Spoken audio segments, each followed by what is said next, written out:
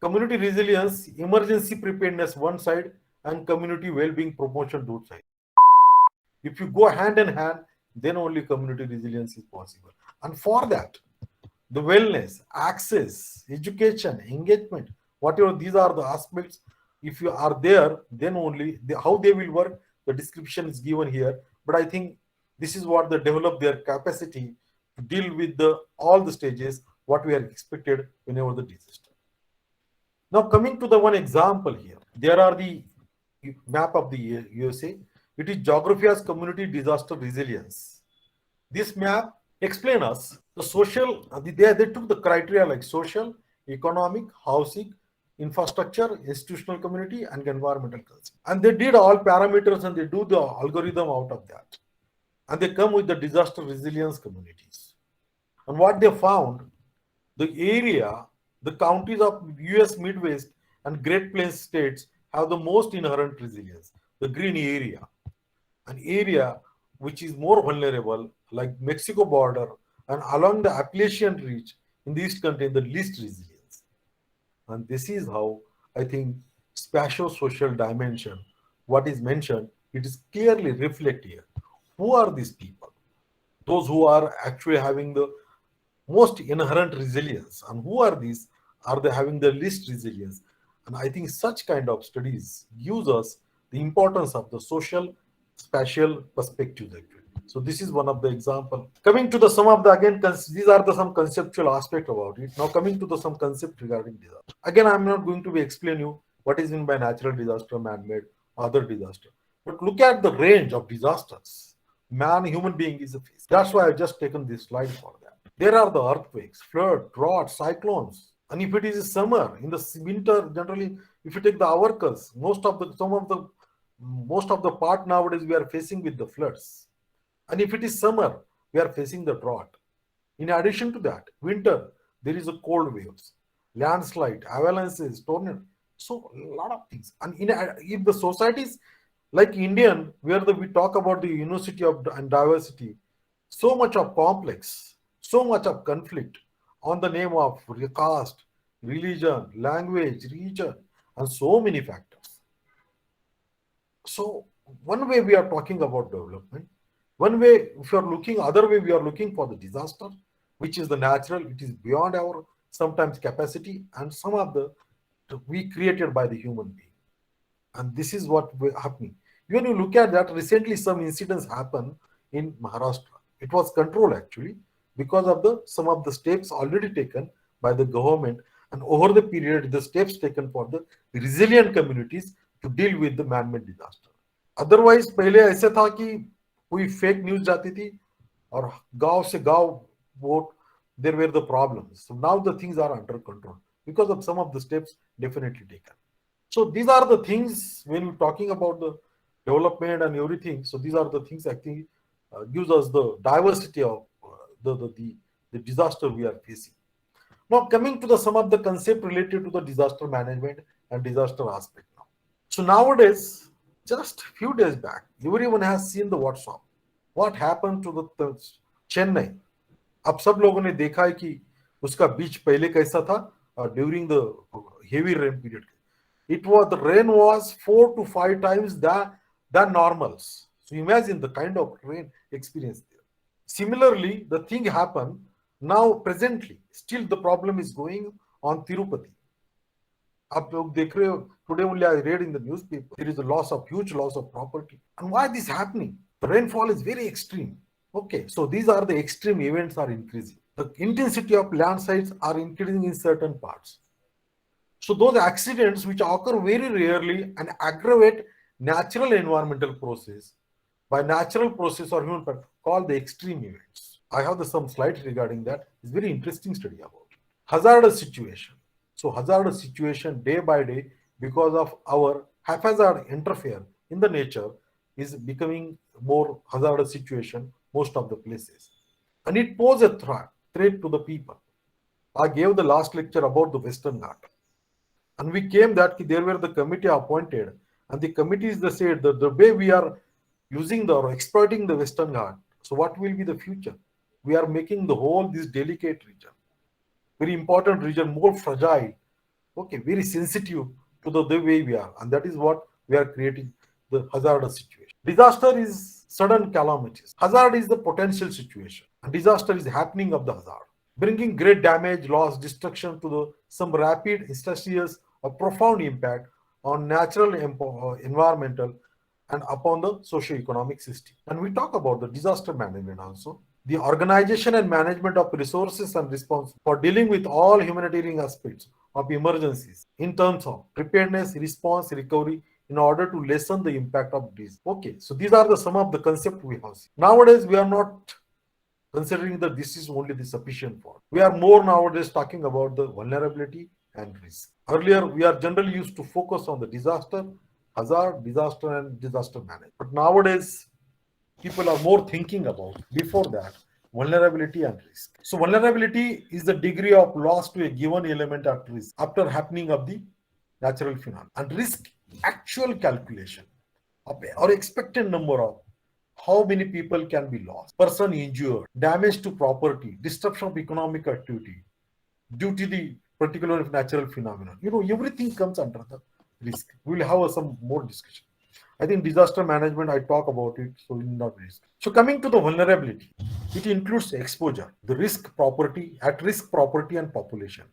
How much is the exposure? Now, Bangladesh, if you look at the worldwide, Bangladesh is considered the highly exposure country in the world, and that's why it is most vulnerable and having the most because of the plain area.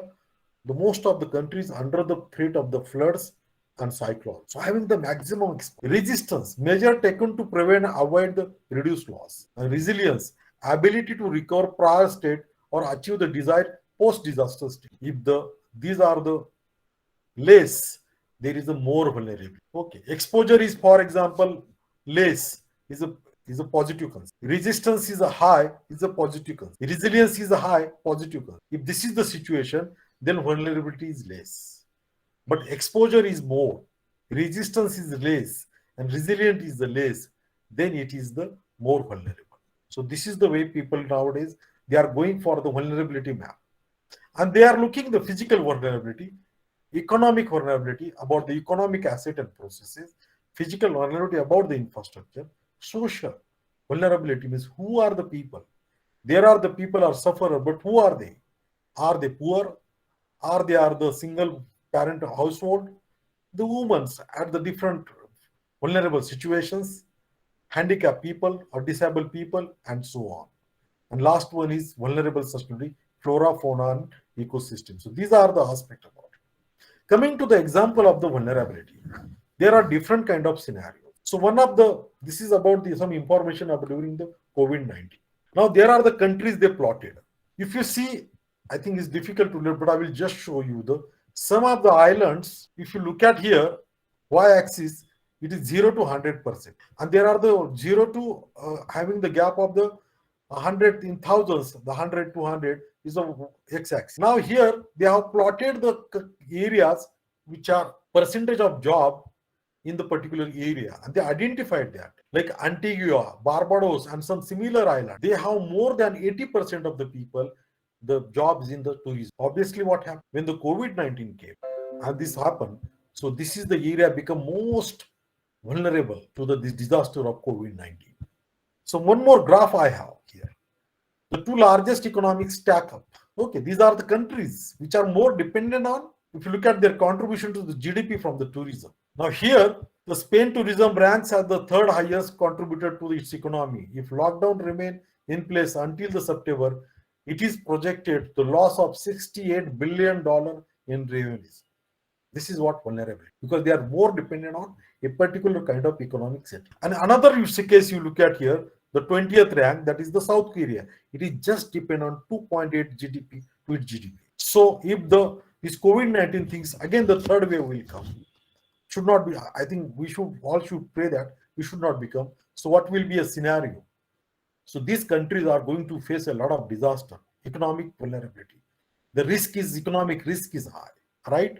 So their vulnerability is they are more dependent on tourism. And what is their risk? They are going to lose 68 billion in revenue. That is the risk. So vulnerability is situation to prone to affect by the disaster And risk is the actual calculation of the loss. Maybe a life, maybe a. So this is what the situation you can understand will happen. So this is depends on. That's why whenever we talk about this country should take care of that. This is only one dimension I'm telling about the COVID-19. But nowadays people are talking about the climate change. So who are will be suffer? All the island countries, most of the island countries and the coastal area are will be a most vulnerable. And what will be their loss? The calculating it, it will be a more their calculation. So this is what the I think this vulnerability and risk. So that's why risk assessment, whatever I'm talking about, the risk assessment is very important. So we'll go quickly through that and we'll come to the some of the example. So understanding the interaction of hazards, exposure, and vulnerability is crucial to effective disaster prevention. So this is the changing perspective. Now people are more not talking about the people are thinking about the vulnerability and its risk more and more.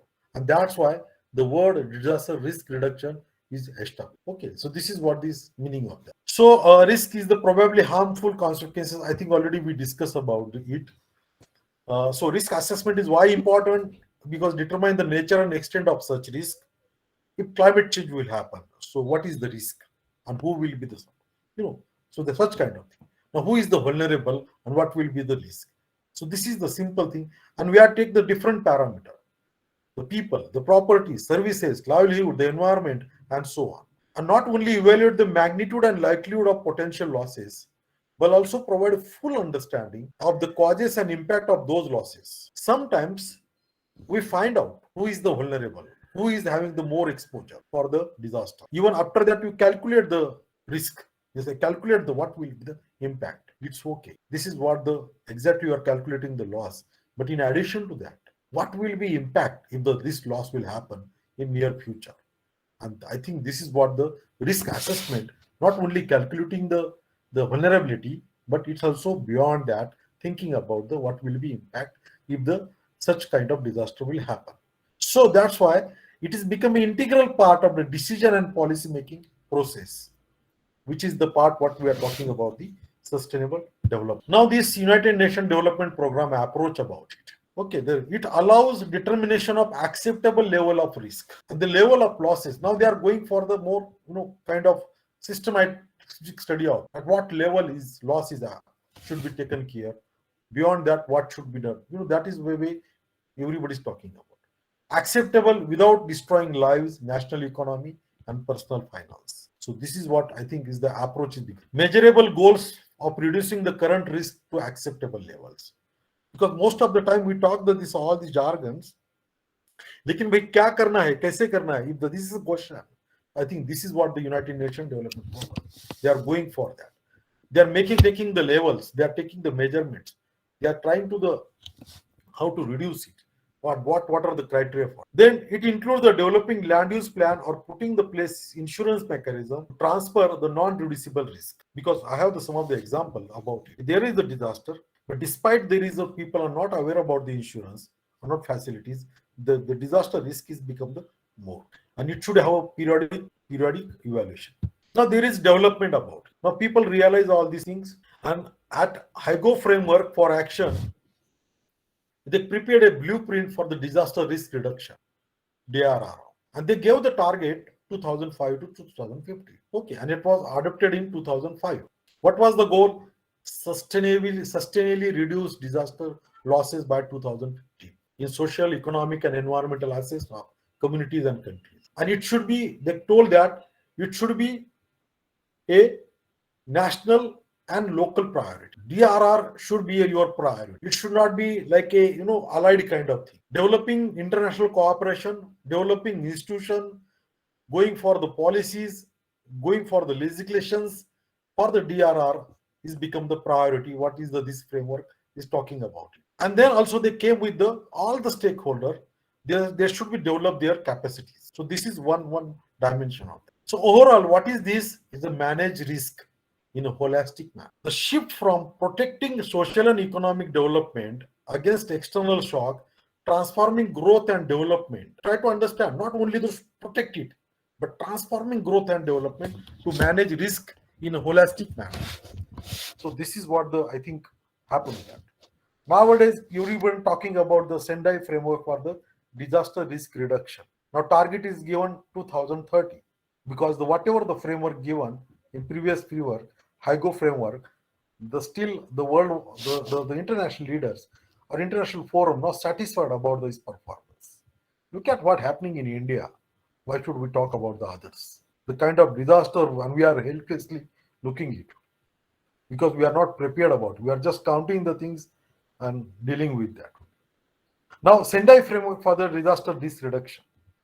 I think it is again more comprehensive. This framework is came for the period of 2005 to 2015 to 2030 up to the 2000. Now, what they are talking about: small scale and large scale, frequent and infrequent, sudden and slow onset disaster caused by man-made or natural. It aims to guide multi-hazard management disasters in development at all levels as well as within across the all sector. I think this is very important. Now, any kind of disaster caused by anybody, anyone, it should be in a development. It should not be guide in a development.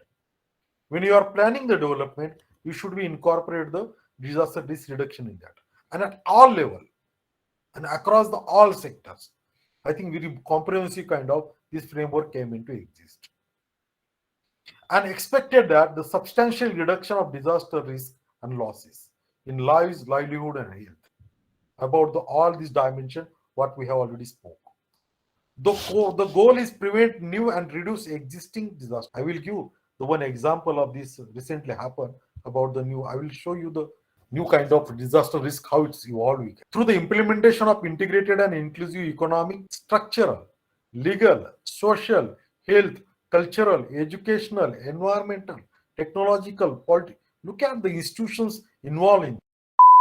What are the disaster, what are the types of disaster, earthquake होता है तो क्यों होता है, क्या होता है, what's its impact, what is loss, how it happened, whole story about it, everything, and it is going for the specific.